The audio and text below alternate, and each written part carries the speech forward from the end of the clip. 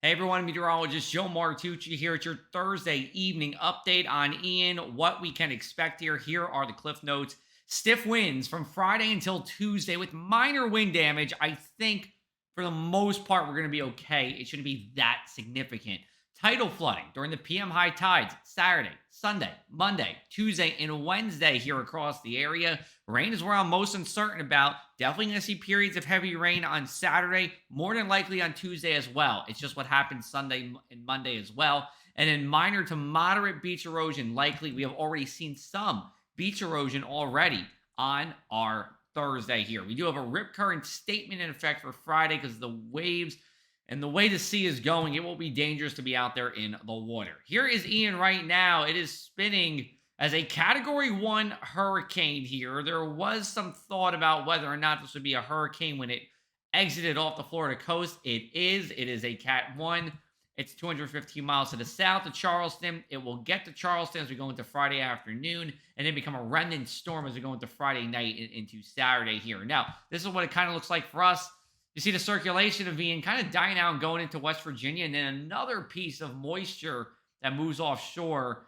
And then we just kind of get this rain that hangs around for a good period of time. And that's why I'm saying it looks like Saturday and Tuesday, wetter days. Sunday and Monday might actually be, well, more dry than not.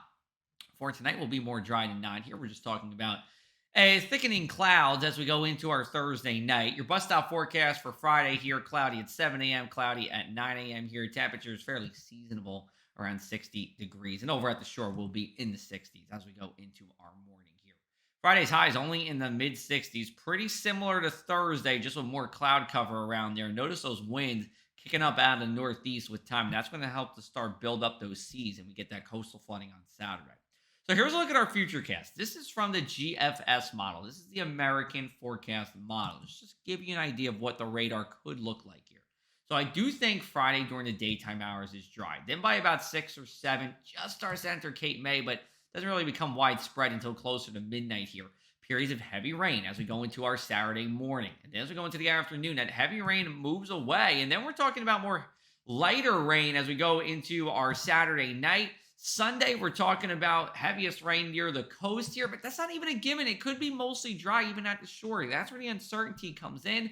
It's just these light radar returns that you see here. Some of this won't even reach the ground. Then high pressure moves in for Monday, and that kicks that rain to the south. But then as the final kick of this storm moves through, it moves back up to the north. And we could be talking about some more rain as we go into Tuesday. Could even go into Tuesday night here across the area. So rainfall totals according to the GFS model. Generally 2 to 3 inches of rain along and east of the parkway. Less rain as you go further to the west. We'll take this rain as we are in a drought here, and that could improve our drought status. The European model is showing heavier rain here. More like 3 to 5 inches of rain for most of the coast here, and then more like 2 inches of rain inland. That would cause some flooding issues, roadway flooding issues, but still, that's something we can handle. Taking a look at our gusts here, it is breezy as we go into Friday. I wouldn't say it's significant wind, but it is breezy as we go into Friday. Same thing for Saturday as well until we get towards the mid-morning, and then you see some 40s show up here. And then as we go throughout the day, Saturday, the afternoon hours, as that rain tapers off, the wind should lighten up as well. As we look at Sunday here, this is now Sunday morning. We're in the 30s here, and then we kick back up Sunday the afternoon. This is when we could see some power outages and some wind damage here with gusts in the 40s, even in Stafford Township along the Parkway corridor. Those gusts in the 40s continue at the shore into Sunday night and into Monday as well here, just as that secondary low moves closer to us. And you still have that high pressure that's relatively near. So that creates a tight air pressure gradient, which causes those winds. And then for Tuesday, notice those winds turning to the northwest. So it's still some coastal flooding on Tuesday, but it should just be minor flood stage here. The peak should be on Monday afternoon. Even that, minor flood stage for Ocean and Monmouth, as well as the Delaware Bays. Moderate for Cape May and Atlantic counties. We are going into the quarter moon as we go into early next week. So that brings astronomically lower tides. That's some good news for us. We'll take it. This is what the Cape May area could look like as we go into our high tide flooding here. This is minor flood stage. So you see some water on Elmira Street and Bank Street in blue there. A little bit as we get to West Perry Street, a little bit closer towards West Cape May, but nothing widespread, and that's some good news. Inland 7-day forecast looking like this here.